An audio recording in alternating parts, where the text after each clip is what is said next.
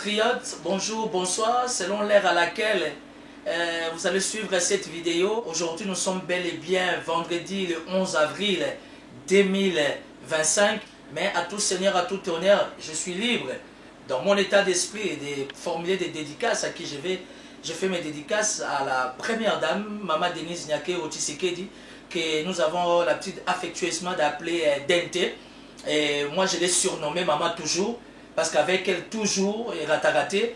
Et merci beaucoup à la fondation Denise Nyake par rapport à ce que vous avez fait pour les sinistrés. Les gens ont plus l'habitude de dire que la fondation Denise Nyake Otisekedi bénéficie de droits ou encore est répertoriée au sein du budget congolais. En fait, c'est un faux débat, c'est un débat de bas étage, parce que jusque-là, il n'y a personne qui nous a démontré à suffisance un libellé au sein de la présentation du programme du gouvernement en parlant du budget, qu'il y avait un libellé, qu'on parlait des fonds qui fallait être destinés à la fondation Denise Nyake.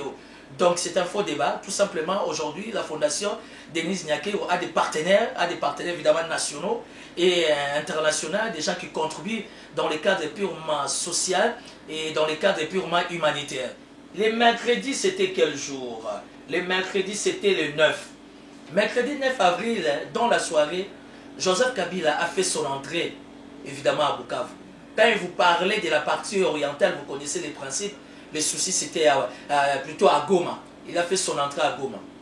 Pour votre information, vous n'avez qu'à vérifier, parce que cette vidéo est plus dédiée aux amis de la diaspora congolaise, de la France, la Belgique, Luxembourg, la Grande-Bretagne, surtout vous, la diaspora des États-Unis d'Amérique, du Canada et d'Afrique du Sud, sans oublier la diaspora de Madagascar, Kenya, Sénégal, Bujumbura, Yaoundé, partout, tout ce que vous voulez. Suivez-moi avec beaucoup d'attention. Joseph Kabila est entré dans la soirée. Il n'était pas seul. Il était accompagné de Richard Mouyej Manguez Mons. Oui. Il était accompagné d'Alexis Tambwe Mwamba. Il était accompagné de Madame Janine Mabunda. Et Joseph Kabila était accompagné d'une forte délégation des Français. Certainement, ce sont des Français qui sont envoyés par Emmanuel Macron. J'ai mis cette information à votre disposition.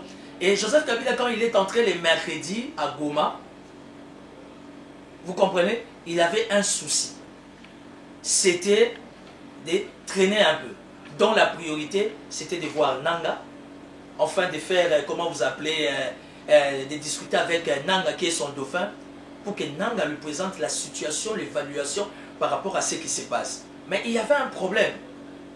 Joseph Kabila a oublié que les Ouazalendo étaient informés. Du côté des Nord Kivu, à 33 km à Mouchaki, les Ouazalendo avancent déjà. Du côté des Sud Kivu, à 20 km à Moudagu, les Ouazalendo avancent déjà. Ce qui a fait que Kabila est entré mercredi, dans la soirée, il est ressorti le jeudi, hier. Pourquoi? Parce qu'il a compris la vitesse à laquelle les Ouazalendo avancent, il risque de tomber au piège. Parce que les Ouazalendo ont envoyé un message fort à Joseph Kabila. Qu'il pleuve, qu'il neige, on va t'arrêter. Si tu continues à faire ce que tu es en train de faire, et par-dessus tout, comme tu t'es décidé de revenir, ça tombe bien. Quelle que soit la position que Kinshasa nous donnera dans le cadre des orientations, mais pour l'intérêt du Congo, pour l'intérêt de nos ancêtres, nous, on va t'arrêter. Ce qui a fait que Joseph Kabila a dû entrer le mercredi et sortir le jeudi. Évidemment, il était accompagné de tous ces moyens. Monsieur le Président de la République, chef de l'État, avec tous les respects qui me soient permis, cette démarche, ça sera une démarche responsable. Ça sera une démarche républicaine dont vous aurez la bénédiction de toute la population. Nous devions sortir de la francophonie. Nous devions sortir de la francophonie parce qu'Emmanuel Macron ne joue pas frangé. Emmanuel Macron a donné une forte délégation qui accompagne Joseph Kabila dans tous ces mouvements. Ça veut dire qu'Emmanuel Macron ne joue pas frangé. Il est temps pour nous de sortir de la francophonie. Mais attention, Joseph Kabila, avant d'arriver en République démocratique du Congo, il était d'abord au Kenya. Il est passé par Kampala, il a atterri au Rwanda pour entrer à Gisenyi Goma. Vous connaissez Gisenyi et Goma. Voyez un peu le tour qu'il a fait, ça veut dire qu'il avait déjà un planning. Félicitations à nos FARDC. Félicitations à nos Ouazalendo, à nos Ouazakers, à nos Ouazachou par rapport à votre attention. Et j'ai dit à Corneille Nanga, aujourd'hui tu es mal barré. Parce qu'avec Joseph Kabila, ça ne tient plus. Ça ne tient plus parce que Joseph Kabila a besoin que tu lui donnes l'évaluation pour qu'il sache comment faire sortir ses racines. Mais ça n'avance pas. Pourquoi? Parce que la réflexion, les avancées de Ouazalendo et de FARDC, sous l'impulsion du chef de l'État Félix Antoine Tshisekedi, démontrent à suffisance que réellement Félix Tshisekedi c'est un vrai Congolais et il est derrière la population. Il vous souviendra, il y a quelques jours, on vous a dit qu'on a vu Maman Olive à Bukavu. Ce n'était pas des rumeurs. Maman Olive, Lembe Kabila, était réellement à Bukavu. Elle était venue avec beaucoup d'argent pour chercher comment dissuader, comment corrompre les Ouazalendo. Et cet argent a été géré par l'évêque Marouaï. Renseignez-vous à Bukavu, vous connaissez. Donc tout ce qui se passe dans les réseaux sociaux, tout n'est pas faux. Ou encore tout n'est pas fausse. Donc cette dame-là, elle est venue avec beaucoup d'argent pour donner à Nanga, chercher à amadouer les Ouazalendo, non seulement pour stopper, mais ça c'est une séquence spéciale pour le fonctionnement de la ville-province de Kinshasa. Je suis fier de communiquer pour la République parce que j'estime que la République a besoin de la contribution de tout le monde. Je suis un ancien de l'Assemblée provinciale depuis 2007. Aujourd'hui, ça va totaliser pratiquement presque 20 ans. Ça veut dire que je connais très bien le fonctionnement de l'Assemblée provinciale de Kinshasa. Je voulais m'adresser aux amis conseillers municipaux. Je vous salue beaucoup, je vous respecte beaucoup. C'était un combat républicain. Aujourd'hui, vous êtes élu conseiller municipal. Mais les amis conseillers municipaux, ne confondons pas les choses. Le conseiller municipal, à ce que je sache, ou peut-être que c'est moi qui suis mal informé, n'ont pas qualité de tirer ou encore de chercher à bénéficier d'un compte en rendre par rapport à un bourgmestre. Pas du tout. Parce que les bourgmestres qui sont là actuellement ont été nommés par une ordonnance présidentielle qui n'a rien à voir, qui n'engage pas le conseiller municipal, municipal, tout ce que vous voulez. Donc aujourd'hui, le conseiller municipal, cherchez plutôt à être en bon terme avec des bourgmestres pour voir dans quelle manière, dans chaque commune, vous pouvez évoluer. Par rapport à ce qui se passe à la commune principale, qui est la commune de la Gombe, dans la ville-province de Kinshasa, quand vous vous attaquez au bourgmestre Manzambi Zola Toulouka Léopold, le bourgmestre Manzambi Toulouka de la Gombe, quand vous attaquez à lui, oui, c'est votre droit le plus constitutionnel, mais restez dans le respect des textes et des principes de base. Parce que vous, le conseiller municipal, que je respecte beaucoup, je vous salue mes amis, c'est que à votre niveau, il n'y a pas encore eu organisation des élections pour que vous puissiez choisir vos bourgmestres. Quand vous allez choisir vos bourgmestres d'une manière républicaine et constitutionnelle, ça veut dire que désormais, ce sont des bourgmestres qui seront redevables à vous. Mais les bourgmestres actuellement, à moins que je sois mal informé, je me répète, ne sont pas redevables à vous parce qu'ils ont été nommés par une ordonnance présidentielle. Ils ne pourront être radiés ou chassés encore, rien que par une ordonnance présidentielle ou encore par rapport à une organisation de la CNI, à vous, le conseil municipal, de voter des nouveaux bourgmestres. Donc bref, c'est un faux débat. C'est vrai, j'aurais appris que le gouverneur avait donné quelques moyens à la plupart des bourgmestres dans le cadre de l'assainissement, oui, mais ce sont des moyens que le gouverneur d'abord doit rajouter. Et puis par rapport à ce qui se passe à la Gombe, vous allez voir des images.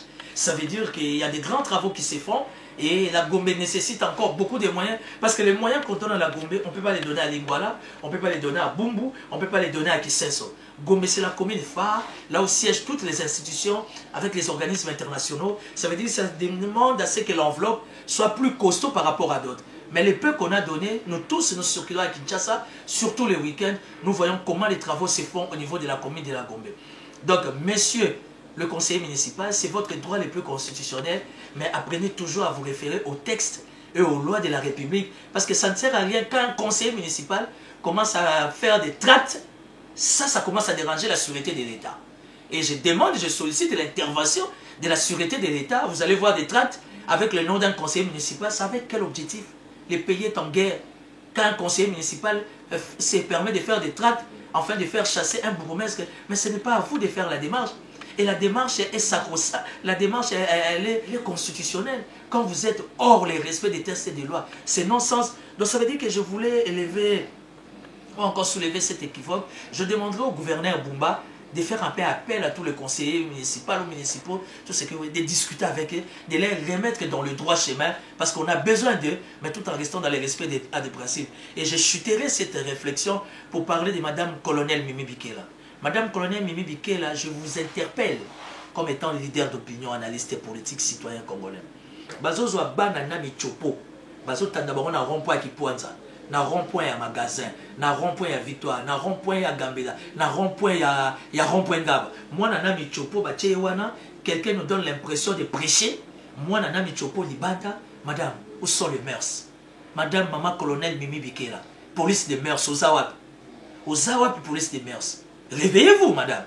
Sans humanisme exaté, sans humanitaire exaté, respect à bateau bazo bela, vous avez ministre professionnel de la santé du fait qu'il est porté disparu, à Yebanita on a raté, maman Mimi Biké dans la cadre de la police des mœurs dans la ville province de Kinshasa, réveillez-vous.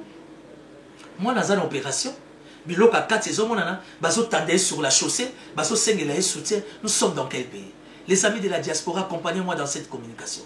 Les amis de la diaspora, accompagnez-moi dans cette démarche. C'est inconcevable. Maman Mimi Biké, réveillez-vous.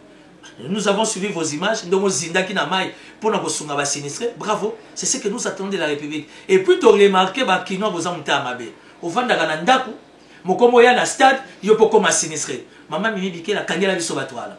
La qui s'abonne à la télévision, dans les réseaux sociaux, pour qu'il me ma bé, ya Congolais, surtout ya Kinois. Ils ont changé. Alors, comment voulez-vous que avancer? Tout le monde est mauvais, tout le monde est en train toujours de chercher à causer du tort. Yo zanandaku.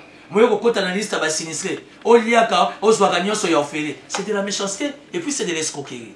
Dossier à suivre.